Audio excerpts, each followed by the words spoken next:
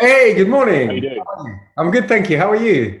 Yeah, we're good, thanks. It's been, I mean, it's just extraordinary times, isn't it? I mean, the last few days have been really profound in terms of the conversation, obviously on social media and Yeah, particularly on social media yeah, with a few friends as well. So that's been pretty profound. Trying to navigate that as a leader as well is well actually it doesn't come unnaturally to me, I suppose, but it doesn't make it doesn't okay, you yeah, know and quite rightly it makes things just more yeah, complicated, totally. um but in a way that we need the conversation obviously needs to happen, but yeah Yeah, anyways, good, eh? Yeah. it Uh, makes yeah it's difficult, we're as a business, where do we I've just been talking to Lee. I mean, we've not posted on social media.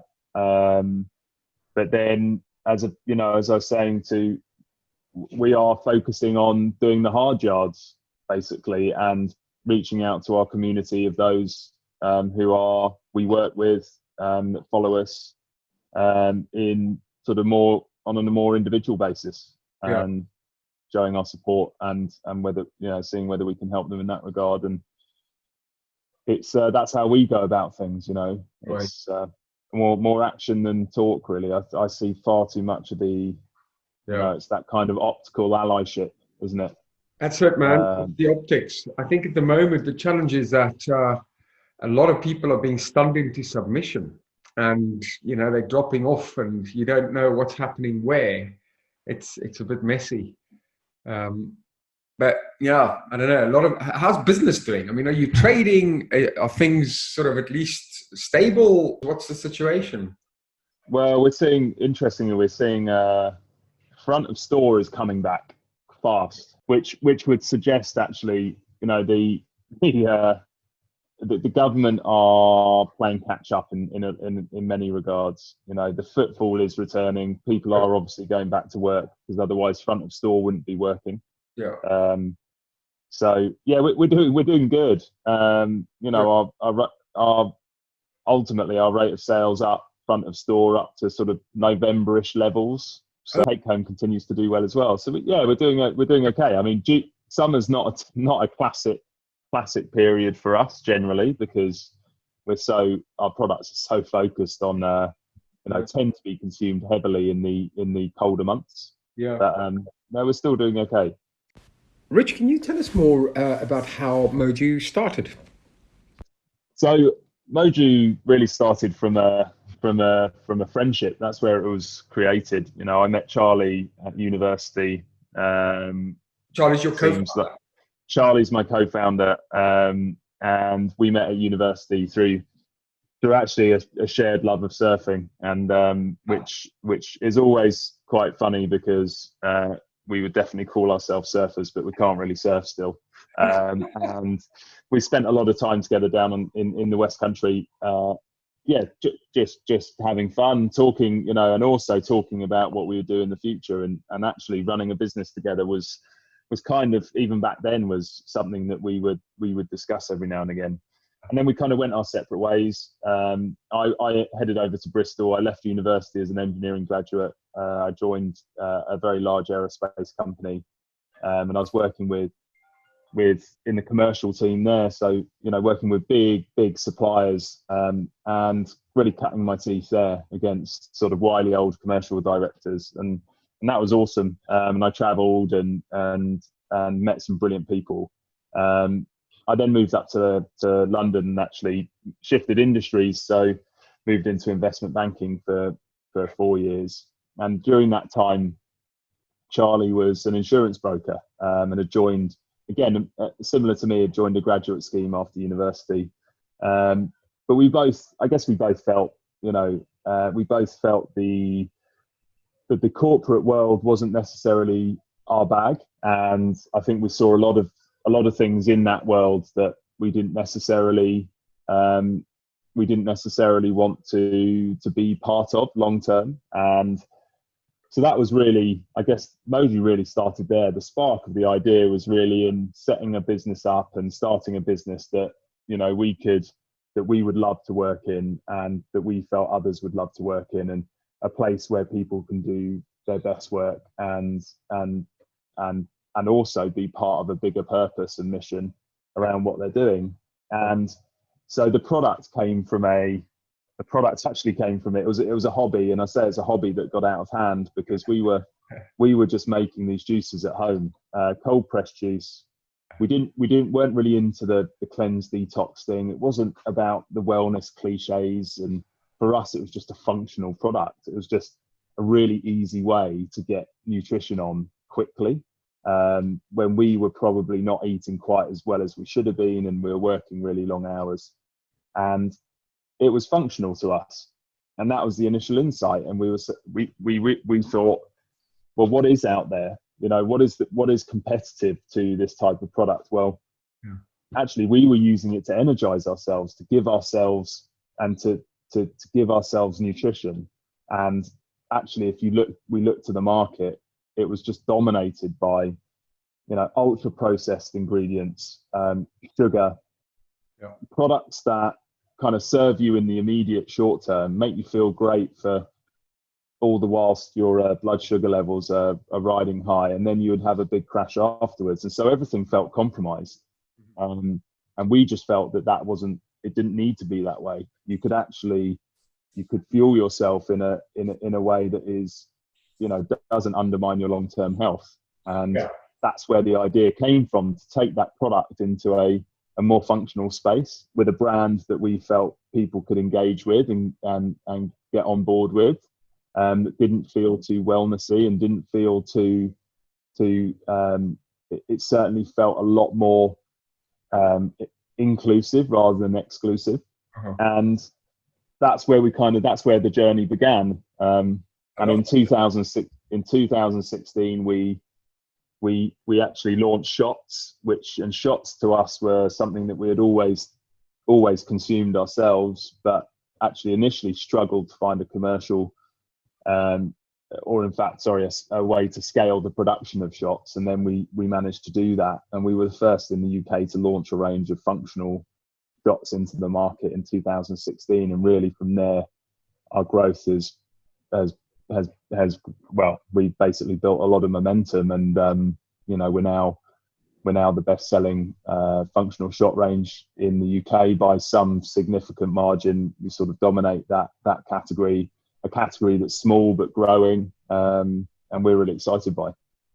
And Rich, take me a bit back to the sort of the genesis of this idea. I'm particularly curious. I was speaking to Louise Avery, as you know, last week. Yeah. And one of the areas I was really excited about was, how does she go about her, you know, the start of the process? You know, some people, I mean, believe in process over results, of course.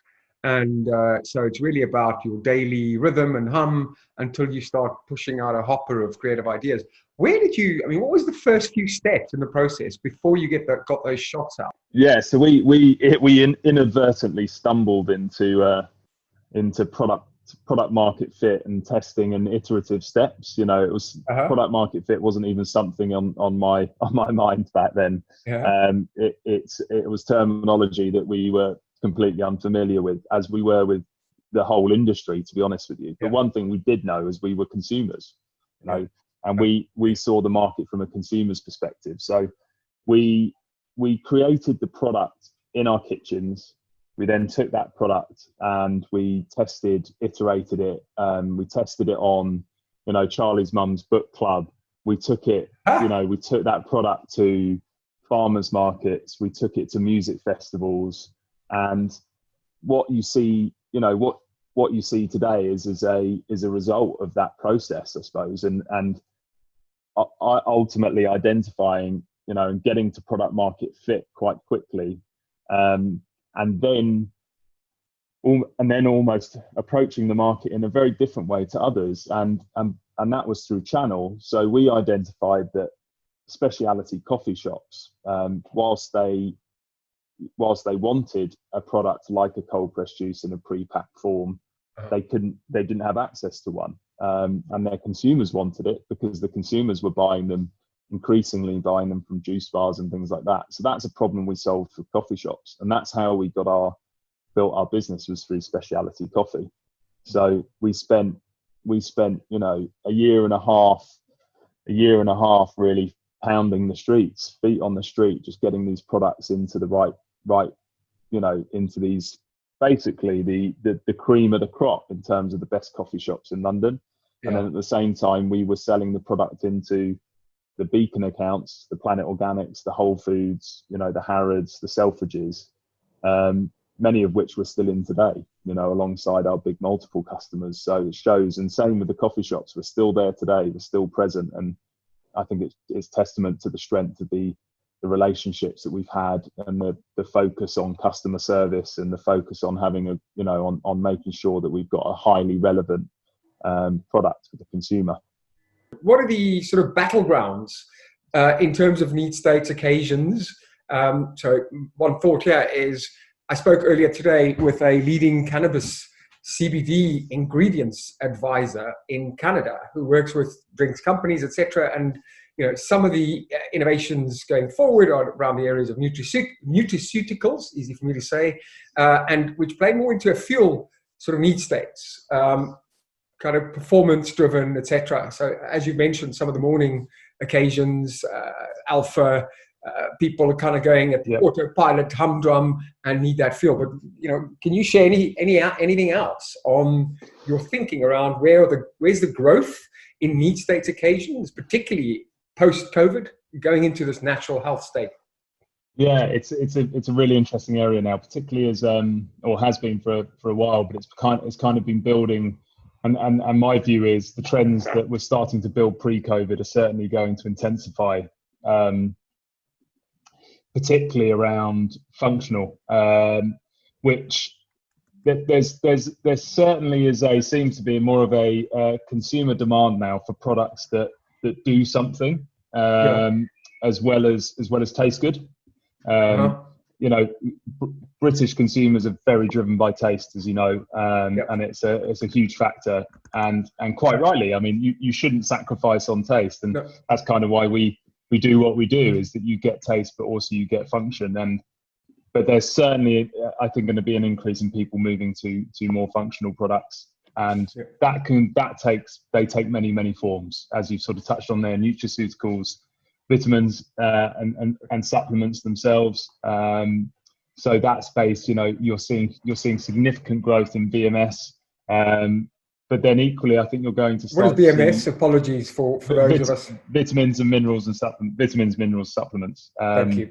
And not only are you seeing growth there, but that will translate into other categories as well, where post-COVID world, the refortification, I think you're going to see a lot more refortification.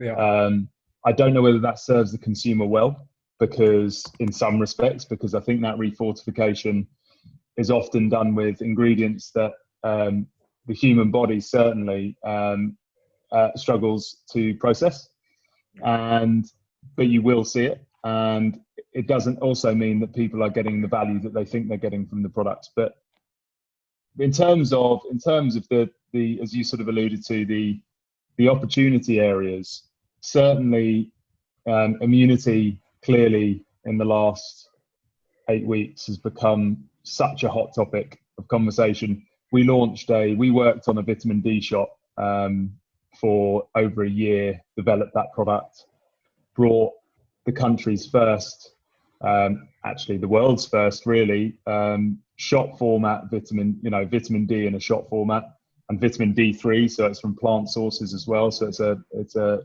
plant-based alternative for those who are struggling to get vitamin D into their diet.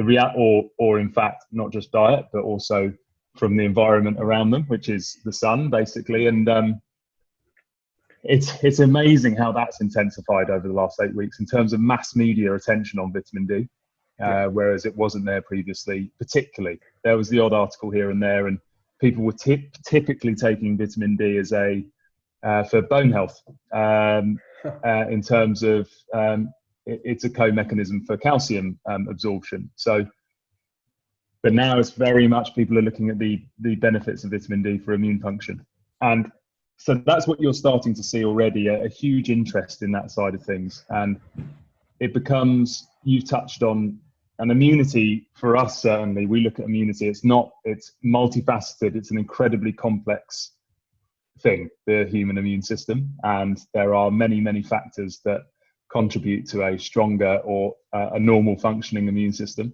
And that includes things like gut. And so when you look at immunity, it actually is much broader than just looking at vitamins and minerals. It's also looking at recovery as well. So looking at sleep, you touched on things like CBD. I think there's some really interesting ingredients actually out there, and from a nutrition perspective of how you can start to manage stress and anxiety better. And then obviously there's the aspects like sleep. And sleep's a really interesting occasion that is only started, you're starting to see food and beverage start to look at that as an occasion that they can probably serve. And so for us, the opportunities are very broad for Moju in terms of need states and what we can address through our format, which is really exciting. Absolutely. And about doing out it of in home? such. Sorry to interrupt, but I'm very curious. No As problem. you're talking, I'm thinking there's the sleep occasion at night. Are you addressing out of home versus in-home packs? Yeah, so we've launched what we call a dosing bottle, which is a 500 larger format take-home offering, which is 8+ shots of people's favorite shots in a bigger bottle, so they can then dose at home. As much as they want. We tend to find people are, once they have one ginger shot in a day, they tend to end up having a few more. It's pretty, I'm sure, as you'll attest to, Andrew, it's pretty craveable stuff. Yeah, I love it. But then you've got the out of home, which is the 60 ml, and that for us, there's certain products which work really well in an out of home setting, and some that work really, really well at home. And we will continue to look at those from an internal perspective. We certainly have identified what works outside the home and what works inside the home, and creating and building products that cater to those two overarching occasions, I suppose. You mentioned you I don't know whether you're able to talk about some of your sort of prebiotic work that you were doing, which is very exciting and pioneering. But can you touch on that? Or I'd certainly. What I can touch on is the space in terms of gut health as a space, and our view on gut health. There are a myriad of products around probiotic or probiotic type products, almost to the point that of saturation. I think there's some interesting opportunities still in probiotics. If you look at the delivery of certain probiotics in dairy, but then there's clearly some opportunities in non-dairy, particularly as plant-based attitudes to plant-based foods, or as more consumers start to eat plant-based, and even those who are more flexitarian are interested in consuming less dairy and meat. So I think there's still some interesting opportunities, but I think certainly as an area, probiotics are complicated. They're also saturated. There is still questions about how much you should be consuming, how often should you be consuming. Is this certain type of bacteria strain adequate for me? And is it going to do anything if I take it? And will it survive past the stomach? And will it reach the gut? So there's all those questions. And I think what's super interesting about prebiotics is they by nature will survive the stomach because they're undigestible by the human body. They feed the good bacteria in the gut. So once they get there, they're doing something of benefit. And as a category, they represent a very small part of probiotics. Very interesting. Of gut health. They represent a very small part of the total market, but they're growing much, much faster. Very interesting. And who are the key players in that space? Are you able to say? there's very few in terms of it's around definition of what is a prebiotic at the moment, and that's currently being defined. As ever, there's a lot of interesting stuff going on in the US. There's some good brands here in the UK, I believe, smaller kind of niche challenger brands, particularly in cereals, who are looking at it.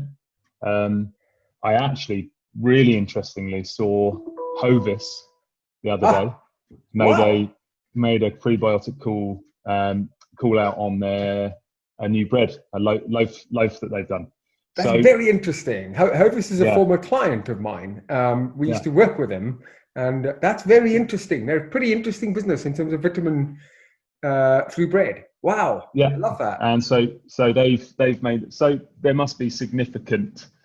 I'm sure there's quite a bit going on there. So that is something that we're looking at, and something that we believe we can bring something highly innovative, but still very easy to understand, very easy to consume.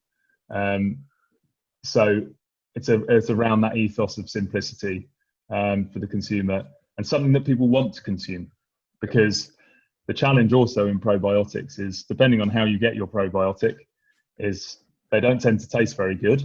And if they do taste good, they tend to be loaded with sweeteners and sugar.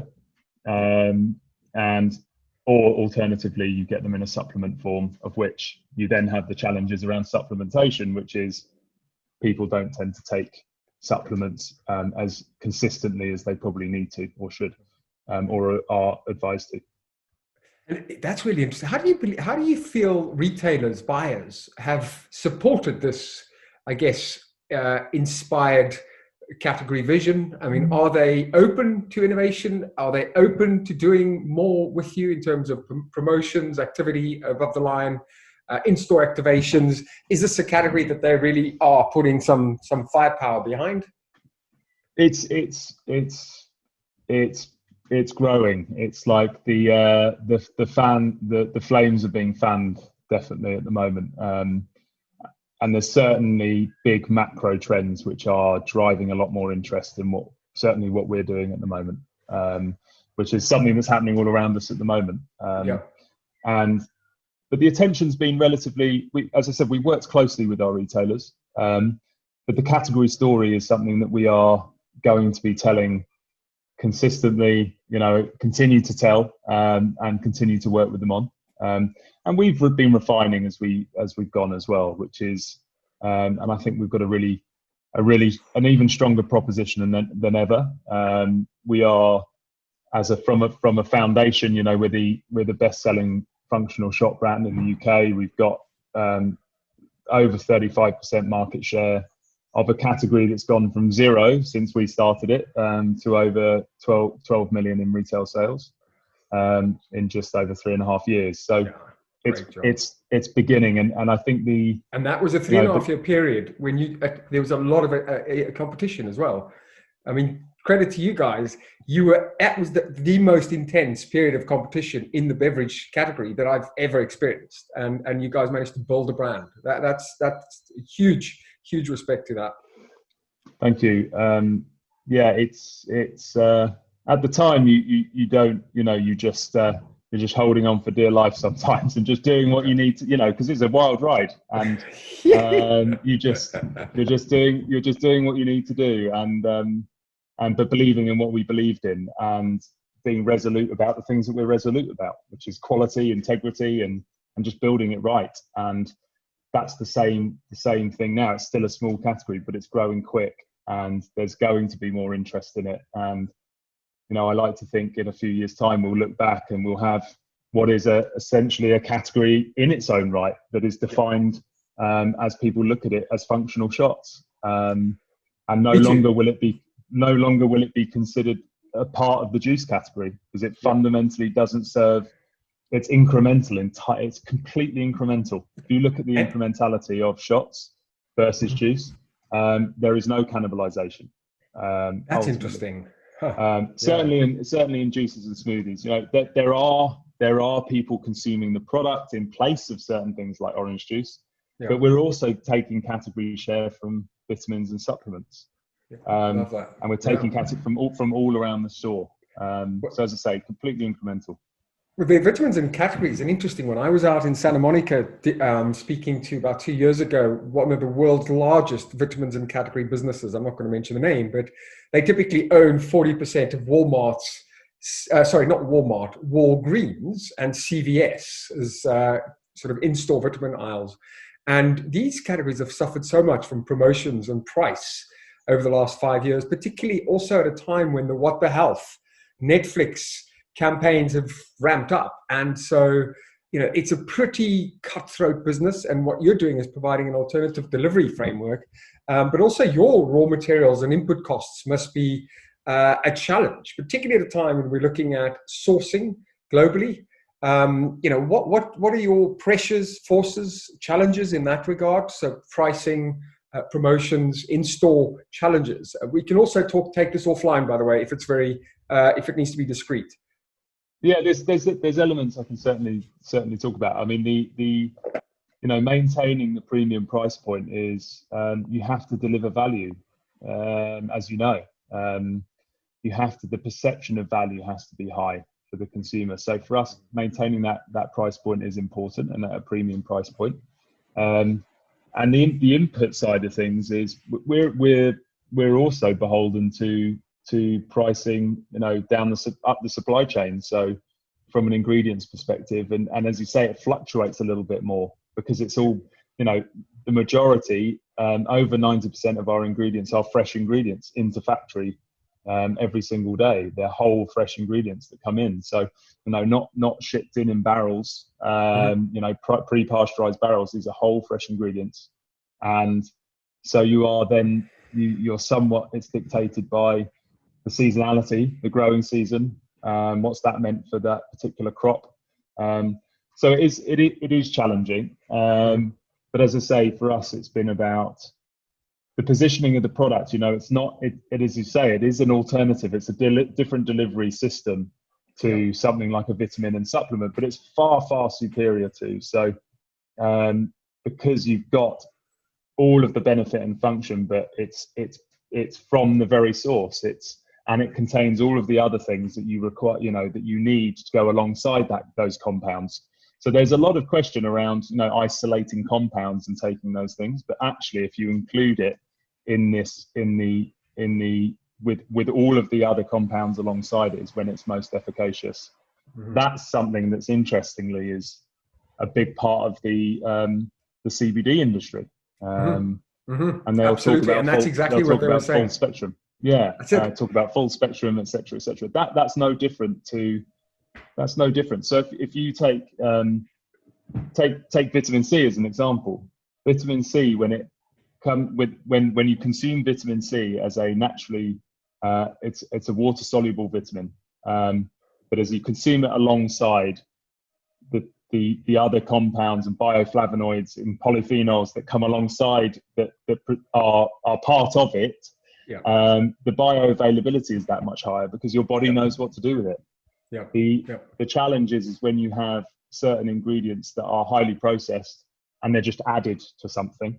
Yeah.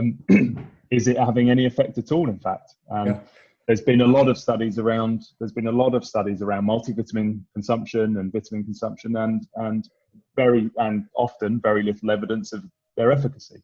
So.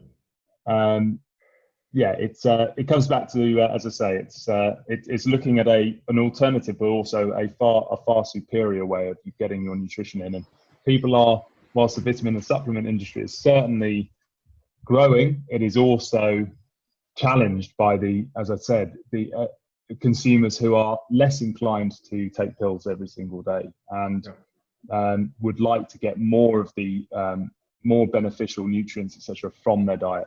And a more educated consumer. So, thank you. Now, I'm curious. We spoke last week about biking and that you've got yourself a bike. As a startup founder, you've lived through feast and famine, pretty much the intensity of a London lifestyle. Modern life. What do you do to optimize your flow, your peak, your performance through the week? What are your habits? And you're obviously someone who knows their stuff in this category or this space. What are your sort of good habits? it's so individual, right? But for me, a routine is incredibly important for me. Yeah. I thrive on a routine, and certainly for me as well, I engage with lots of different things that and test them out, see if they work on me, see if it's right for my physiology, right for the way that I like to exist. But things like fasting, I have tried, and actually I've maintained. So now The intermittent fasting. Yeah, pretty much through the week. What do you do? 8-16 or? Yeah, so 5? generally I will have, at the moment it's been ace, because I get to have dinner every night with my family and my kids and my wife, which has been brilliant. And that'll say 7 o'clock, and then I won't eat again until 2 the next day, about half 1, 2. Right. And I feel ace for it. I feel great. It's not just the feast fasting, it's with your family too. So I mean, the Hustle and FlowLab and our values are very much about tribe. And you know, the longitudinal study saying that without the tribe, you'll never be happy, and you won't get to a late longevity and lifelong sort of vital age. You know, most of us will start getting illnesses and cancers. We need that tribe. We need that family to support. It's so important. It's the, you know, for me, it's the most important thing in my life, is my family. And I place, you know, and when you start a business like we have, something has to pay the price, or you have to pay the price somewhere. Because the way I look at it is like being on a bike, where you use the bike, but you're in a gear and it's tough. And when you start cycling, you know, and you're on a single speed bike, and you're on a track, or you know, it's over a short distance, building up inertia. And that's what you're doing with a startup. You're building inertia, and that is hard, and it hurts. And but you keep going, and then you start to find a rhythm, and then it gets a little bit easier. It certainly doesn't get free spinning and you're just happy days, but it gets a little bit easier. And so I don't believe there's a way of not doing that.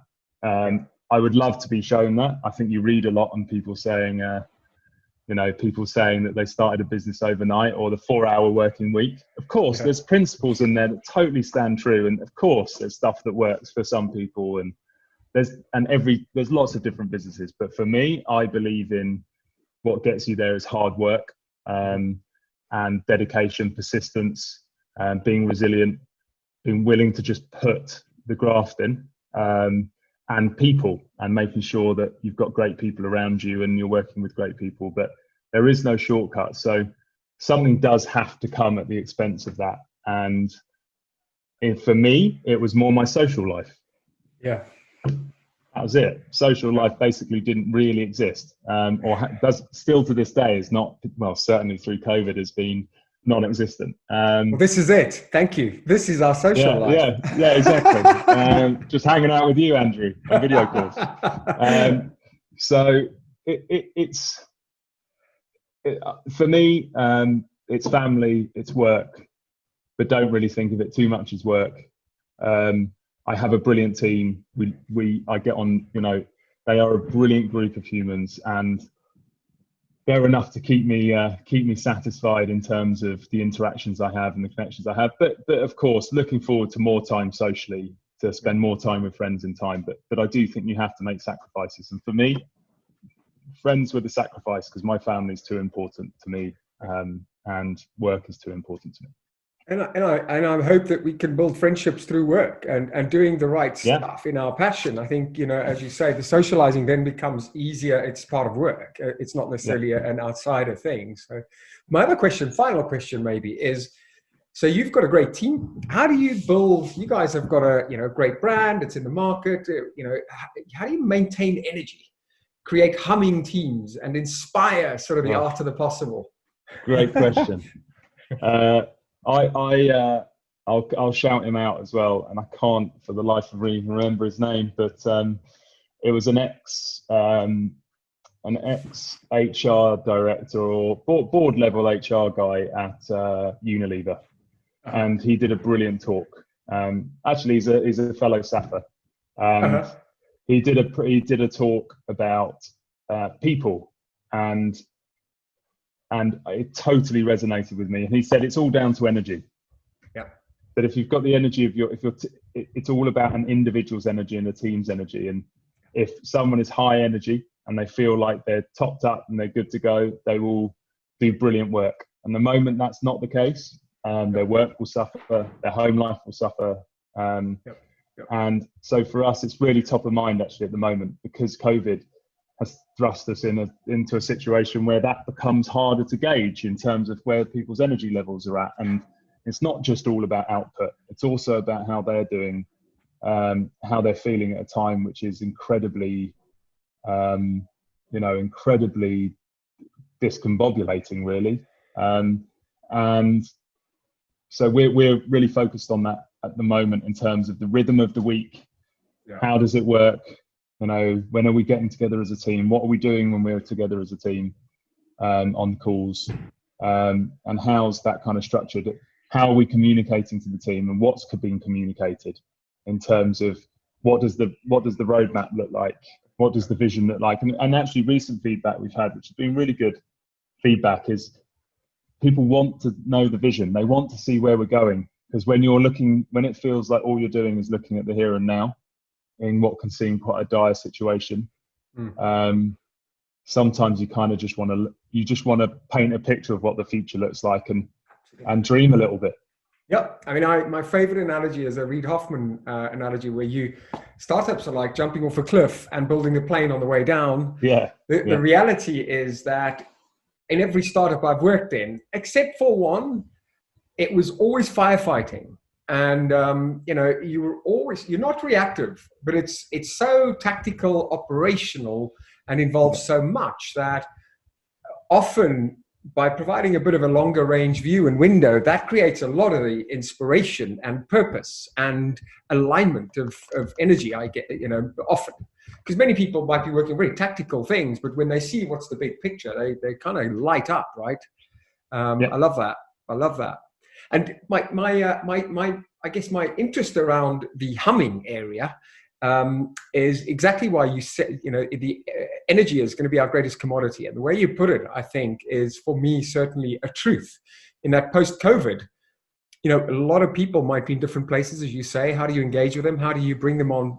Some of them might not actually even be externalizing or having understood internally what it is they're going through. And I guess one of our big challenges is mobilizing good, constructive energy by having these kinds of conversations, but also reaching out to the team and understanding how and why they feel the way they do. What have you guys done? What have you learned as a skill, particularly during COVID? A new learning, a new skill, anything you've had to do with regards to sort of the human condition? I'd say it is asking more questions and more, it's for want of a better word, probing questions, but more questions that are going to reveal more answers. Because it's what you lack, I would say, is clearly you lack the nuance of sitting across from someone or side by side someone and seeing that body language and how they're reacting to things and how they look through the day. How does someone look if I keep looking over to someone and they look like they're despondent, or they're not, or they're super high energy and charged and ready for it. So you miss all of that. So almost you have to ask, for us, it hasn't been about over communication, but it's the questions that you're asking and how often you're asking them, or, as I say, just trying to tease out more, because people are naturally, a lot of people they're not people that want to talk about all their problems, or certainly they don't, you have to ask the question to reveal the answer. So that's something that we've learned is just encouraging more of those conversations, and it's surprising what you then, that you do find out. And then you can act upon that. And it's about providing a forum for people and a means by which they can really talk about things. And we've started working with Spill, who are a therapy app where people can have confidential conversations with a therapist, and who Wonderful. can also act as business coach, life coach, and that's already seemed to have got some really good traction and usage. Oh, wonderful. So it's about facilitation as well, right? And creating those forums and those places. And connection. I guess many of us are craving connection in a digital world. We live in almost loneliness through our phones, particularly over COVID. Many people have kind of the self-actualization has come through your phone, pretty much, or internalized actualization. So it's an interesting conversation. But Rich, I know you're busy. Thank you very much. I've loved chatting to you. Pleasure. It's been great. Awesome subject. Let's keep in touch. I mean, there's a lot of work to do for both of us, and I think there's an interesting play next. I'm very much aligned to your space. Very exciting. Definitely appreciate the time, and it's been great chatting again, Andrew. Thank you, Rich. Have a good